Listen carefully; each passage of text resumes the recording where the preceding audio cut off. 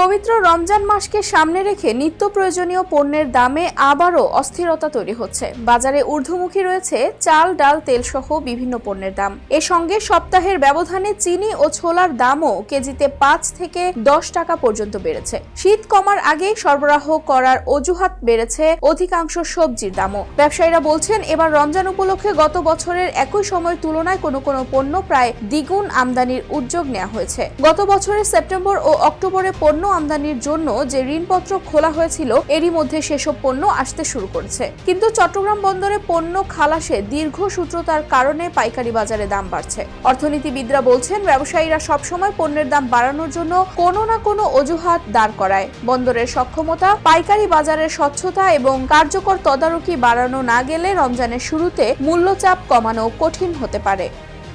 Mehjabin Khanam, news 21 news desk.